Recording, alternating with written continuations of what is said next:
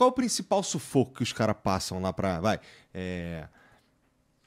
se adaptar? Ou até, sei lá, motivo de volta. O cara acaba voltando. Cara, é assim, ó. É o jeitinho brasileiro. É? É porque... Porra, Brasil. Aham. Esquece prós e contras, mas a gente tem aqui no Brasil uma questão cultural, resiliência. A gente apanha igual criança aqui, cara. Né? Eu sou empresário há anos, cara, sei lá, 30, 20 anos. Já apanhei muito aqui no Brasil. Então você tem que ter resiliência de apanhar, levantar, apanhar. Quando você vai para uma economia mais forte como os Estados Unidos, as coisas não funcionam dessa forma. Tanto é que o brasileiro, para essa linha de resiliência, tudo, dá um banho no americano, um banho. Só que o cara não se prepara para a cultura americana. Ele acha que lá é Brasil. Então ele acha que, pô, ele não fala inglês, mas como ele fala cheeseburger, Coca-Cola e 3 outras palavras, ele fala, não, eu vou dar um jeito. Uhum. Não, mas não vai dar um jeito, cara. Porque na hora que você chegar na frente do gringo, você vai tremer, você vai suar, você não vai saber o que fazer. Eu coloquei uma cliente minha para fazer uma entrevista com uma pessoa lá depois. É que eu não posso abrir muito do processo em si, mas vai ser um negócio muito legal que a gente está fazendo. E eu botei ela na frente, ela falou, não, eu me viro tal. Um dia antes ela já me mandou mensagem, falou assim, pelo amor de Deus, eu tô com medo. Eu falei, não, relaxa, eu vou estar do teu lado, vai dar tudo certo tal. Aí no dia seguinte, cara, ela só me mandou mensagem quando acabou a entrevista, ela falou, cara, me gelou o cérebro, não sabia, eu esqueci o verbo to be, pô. Entendi. Ainda bem que você tava lá, tal, será que vai dar certo? Eu falei, não, relaxa, vai dar tudo certo. Ou seja, cara, você quer jogar a Série A do Brasileirão, você tem que treinar todo dia, pô. Não adianta você falar assim, não, eu fiz futebol na escola, e eu vou chegar aqui no campo e vou dar um baile nos mané. Não é assim. Você tem que treinar, tá? É a mesma coisa, tem que treinar o inglês, você tem que entender como que é a cultura. Então quando o cara chega lá nos Estados Unidos achando que a vida é Mickey Mouse, ou achando que ele vai fazer qualquer coisa e vai dar certo porque ele é brasileiro, que o brasileiro é bom de papo e tal, não vai. Não é assim que funciona. O cara tem que se preparar antes. Isso daí, acho que isso daí deveria ser verdade. Isso aí é verdade, é bom senso. Até pra você mudar de cidade, vai. Não, por exemplo. As pessoas não têm. Eu acredito. É que, assim, não todas, mas muitos. Eu acredito. Porque assim, eu saí do Rio e fui morar em Curitiba. Dentro do Brasil, mas são duas culturas muito diferentes, né?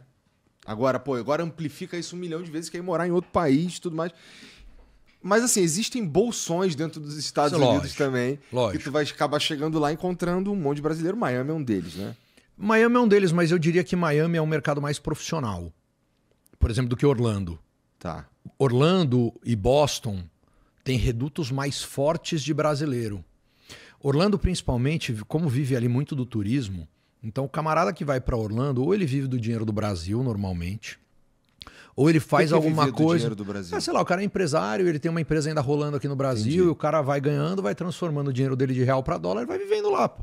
Hoje você trabalhar home office é viável, né? Você consegue gerir uma empresa à distância, Entendi. enfim, então não tem muito erro. E o cara vai fazendo coisinhas pequenininhas ali, né? Então esse é um perfil. O outro perfil, por exemplo, de Orlando, quando o cara está morando ali e trabalhando em Orlando, é muito voltado à economia local. Então, o cara de Orlando, normalmente, ele tende a trabalhar com algo ligado ao turismo. Uhum. Então, ou tem uma empresa de cleaners, né, de limpeza, ou ele tem uma empresa de property management, né, de gerenciamento de... Não tem mais muita coisa pra fazer em Orlando também, né? Eu não gosto de falar isso, porque senão o pessoal acaba me matando. Não, mas né? deixa que eu falo. Eu também não conheço muito, né? Eu fui lá, fiquei lá uma semana que eu tava no Mr. Olímpia. Então, não fiquei... nem fui nos parques, tá? Mas, sei lá, fiquei num lugarzinho assim gostoso, uma delícia, mas fiquei pensando como seria, sei lá, dava 10 horas, acabou. É isso. Então... O cara tem empresa ali de fazer café da manhã para brasileiro que tá de férias, aluguel de carro, tal. Ou seja, dentro daquela economia. Miami já é um mercado um pouco mais profissional. Pô, Miami hoje tá estourada, né? Assim, de gente indo para lá, dinheiro, empresas entrando. By the way, Orlando também tem uma projeção de crescimento tecnológico muito legal. O governo está fazendo investimento de bilhões e bilhões e bilhões para desenvolver e não ser só uma cidade de parques. Uhum. Então, talvez em 10 anos, Orlando não vai ser só o que a gente vê hoje, vai ser muito maior. By the way, posso te dar um número legal? Economia brasileira, o PIB. E aí, cara, é isso que o brasileiro tem que se preparar voltado para isso. Você quer ir para os Estados Unidos para ganhar dinheiro? Então, vai estudar o mercado, vai estudar as áreas, vai ver o que funciona, o que não funciona, cultura. PIB do Brasil. A gente tem 220, 230 milhões de brasileiros.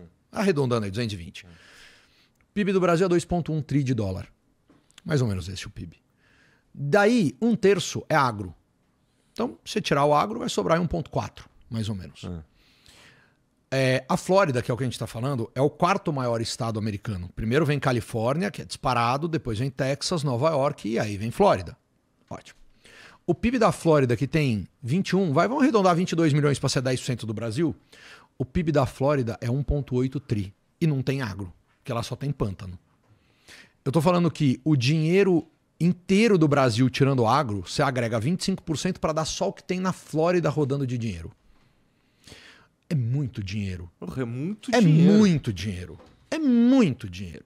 Então, esse é o tamanho do mercado. Estou falando de um país que o PIB é pelo menos 20 vezes maior que o Brasil. Eu não tenho de cabeça, não lembro de cabeça, mas é alguma coisa assim. O da Califórnia é 3,6. Ou seja, o da Califórnia, tirando o... Qual que é o PIB dos Estados Unidos, Vitão? Vê aí pra nós. Mas continua, vai. Vou te dar um outro número legal. Eu vi esses dias, eu não sabia disso. O Mississippi é o estado menos rico dos Estados Unidos, ou mais pobre, vamos falar assim. A renda per capita do Mississippi, 27,7 bi. Não. É isso mesmo? Qual que é o PIB do Brasil? Bota lá. Vai, continua aí. É 2,1, então. É isso? Mas o desconto cresceu. Cadê? Bom, tá, depois Enquanto você acha, depois a gente vê. Tá. A renda per capita do Mississippi, ou seja, a quantidade de dinheiro que um habitante do Mississippi faz é maior do que a renda per capita, é maior do que a do Japão. Porra. Eu tô falando que do é Mississippi, o estado mais pobre. Mais pobre dos Estados Unidos. Então, assim, a gente está falando de um mercado que rola muita grana. O índice o consumo lá é um absurdo. Então, na verdade, assim, quando o brasileiro se prepara, você fala assim, qual o motivo do cara dar certo, por exemplo? O cara que deu certo, o cara que olhou isso, estudou isso, ele vai focado no que ele quer fazer. Agora, também tem muito brasileiro que o cara vai porque ele quer meio que aposentar, vai fazer um negócio ali só para criar os filhos, alguma coisa assim, buscar uma escola pública uma escola pública boa para dar uma escola de educação. Mas lá tem, cara, oportunidade de caras que eu conheço assim que fizeram milhões de dólares e em um ano. O cara tava quebrado, depois de um ano o cara tava rico. Sabe, que você fala assim, cara, tem alguma coisa aí, né? E alguma coisa é a economia. Porque roda muito dinheiro. Entendi. Então, se roda muito dinheiro, você tem potencial de ganho muito grande. Mas você tem que se preparar, você tem que falar inglês. Você tem, né? Não é um negócio que você não pode chegar lá, idealmente, tu não vai chegar lá. Se você chegou lá da maneira certa, então tu sabe o que tá fazendo. Então, ou não.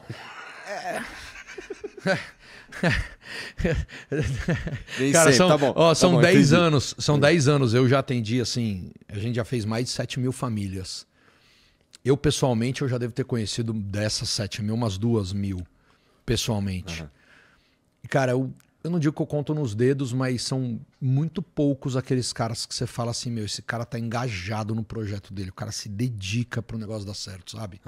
Porque, de novo, a gente tem culturalmente um aspecto de, eu me viro. Porque o brasileiro se vira, cara.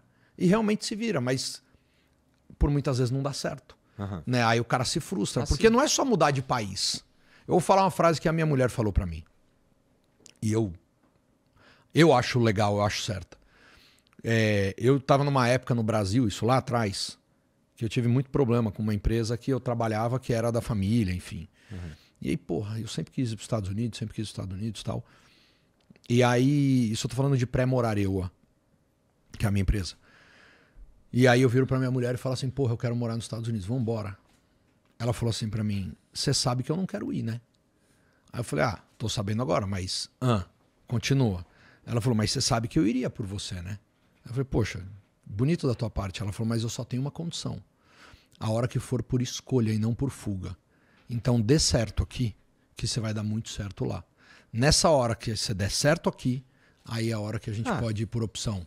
Mas o que ela quer dizer com isso? Né? E aí no final, eu dei a volta na vida, fiz o que eu tinha que fazer, minha lição de casa, e eu fui quando eu escolhi ir, não quando eu queria fugir. Eu estou dizendo isso porque por muitas vezes as pessoas elas têm a falsa sensação de que só que só porque ela vai mudar de país, ela vai dar certo. E isso não é necessariamente uma verdade. Aham. Pode ser ou não, mas assim, o ideal é que você se prepare, que você faça para dar certo. Vai do jeito certo, do visto certo, da forma certa, se planeja, estuda. Pô, você é engenheiro, o cara já começa a estudar para revalidar o teu diploma, para ver as licenças de trabalho, aprimora o inglês. Se é médico, a mesma coisa. Ou seja, aí, cara, aí esquece. Aí você não precisa da resiliência. Aí nesse aspecto. esse cara o Trump não consegue atrapalhar, por exemplo. Não. De novo, é discricionário. Total, eu entendi. Então Essa pode. parte eu entendi. Mas Mas que, ele não tá é que querendo mudou. incentivar. Não, ele tá querendo incentivar esses caras. Isso, não é que piorou. Não. Não. Eu vejo cada vez melhor. Ó, você quer ver uma coisa? Ele falou em campanha, vamos ver se vai rolar ou não. Eu acho que vai. Difícil, mas, enfim. Ele quer que porque os Estados Unidos, entre as 200 melhores faculdades do mundo, 80 estão nos Estados Unidos. Tá. Então eles formam muito profissional bom. Muito. Só que é muito de fora.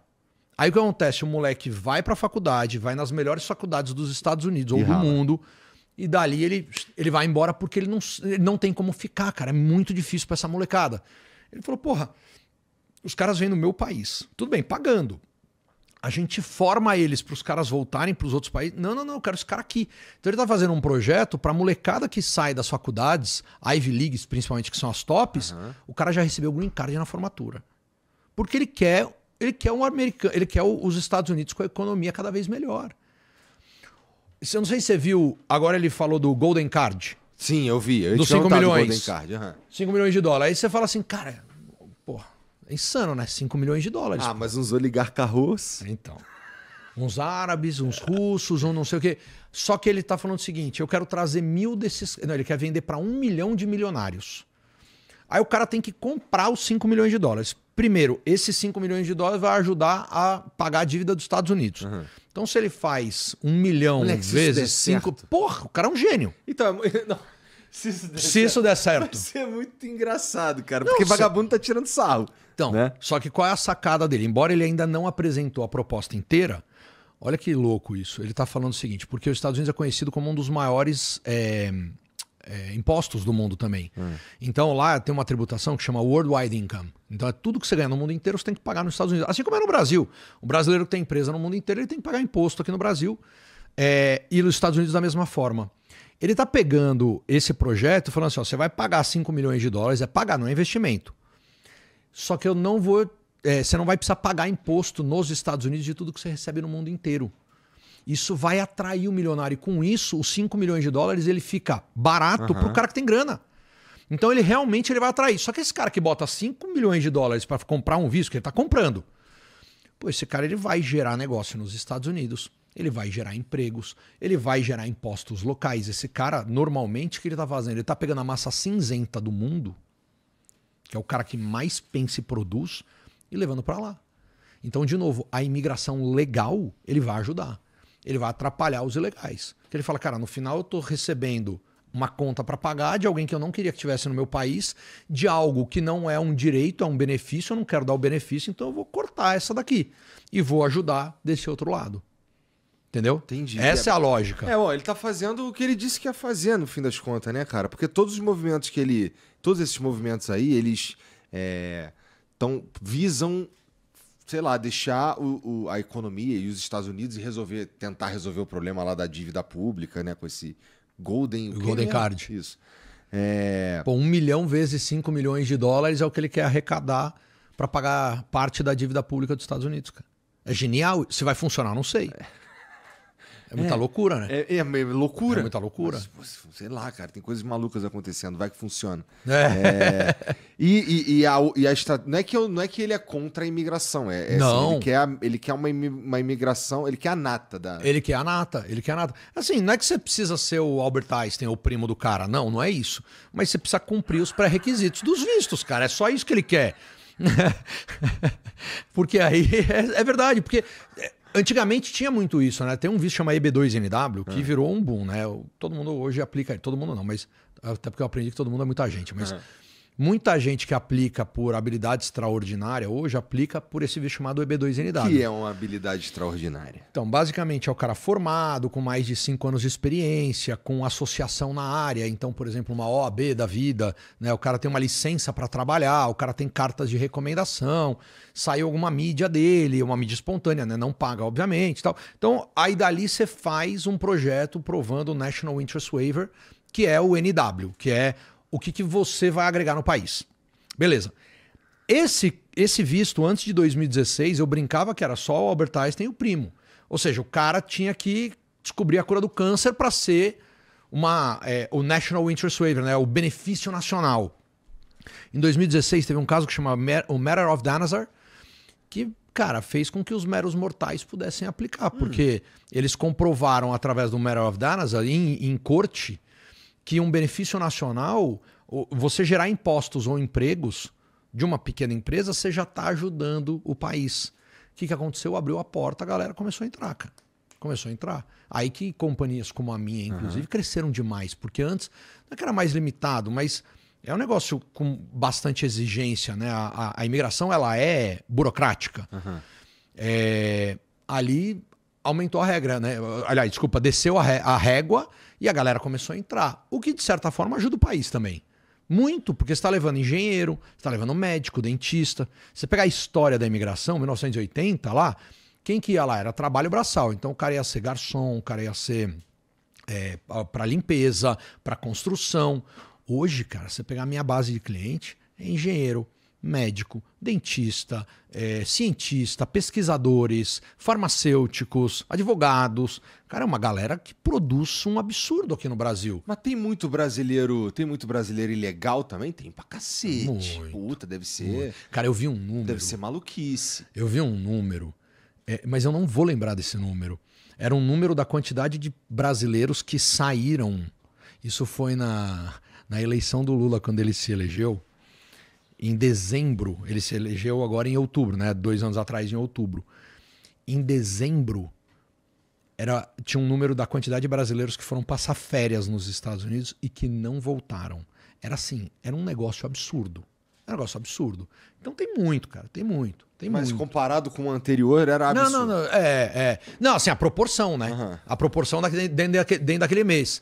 Mas eu acho que passa de 1 milhão de brasileiros ilegais ali, tranquilamente. Tranquilamente. É assim. Mas não é só brasileiro, né? Tem de tudo. Tem América de tudo. Latina.